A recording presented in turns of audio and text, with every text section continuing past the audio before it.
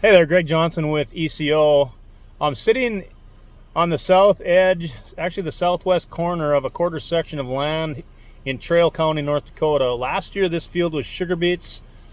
This year it's edible beans of all things. This field's been very challenged as far as soluble salts and sodium levels, especially the south headland.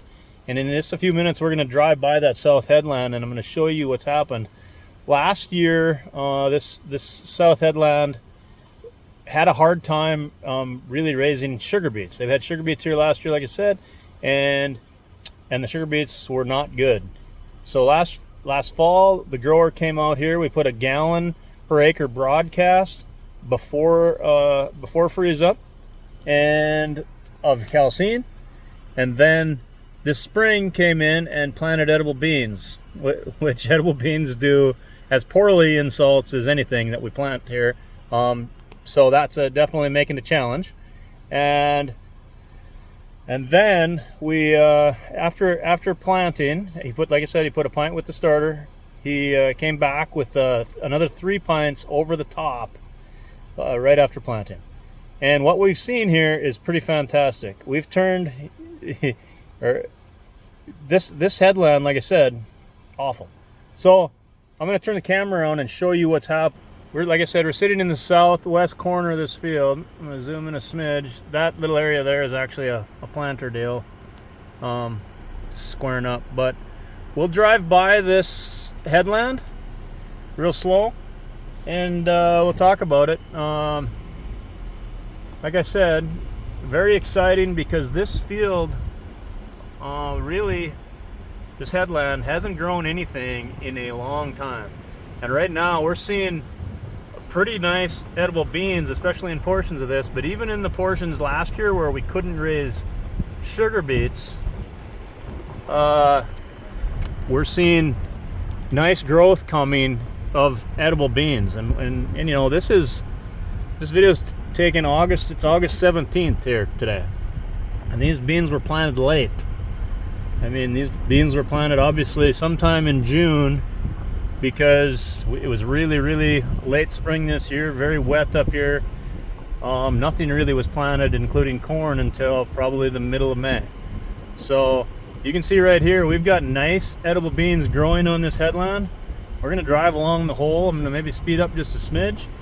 But you can see on this area of the field, beans are starting to turn here, maybe a little premature, but what we're focusing on here is the growth and amazingly the growth of edible beans on a headland that was really tough and really hard to grow sugar beets on last year. And you know, a quote from the grower on this field, you know, he kept calling me excited this spring, and wow, have you been out by that field? And yeah, I go by it all the time. Looks pretty good, doesn't it? And you know, a couple weeks ago, I asked him. I said, "Well, when's the last time you had edible beans growing in that south headland of that field?" And you can see out in the field. You know, he put a pint in furrow. That field looks awfully even and nice out there. This little area here has shrunken in. Wouldn't grow, like I said, wouldn't grow edible beans.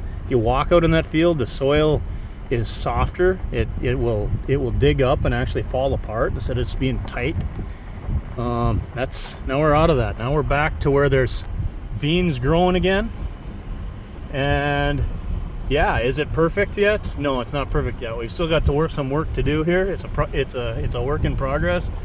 But the fact, it's super exciting that we've got edible beans growing where, you know, like I said, the quote from the grower was, "Hey, when was the last time you had edible beans growing?"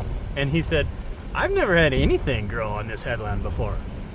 So, and especially as we come up to this southeast corner, I mean, if you look back on Google Maps or Google Earth or whatever mapping service you want, you can go back and look, and this corner has really grown nothing for years. Like I said, the field across the road was just put into CRP because it would look the same way. Now, as we get into this southeast corner, you're going to see it gets thinner here, But that's edible beans, and there's edible beans growing in a lot of this area, where last year we had sugar beets and there was nothing there. So we've made huge progress in the first year. I'm gonna pull around here. We've made huge progress in the first year, and the grower is super excited. Heck, I'm super excited.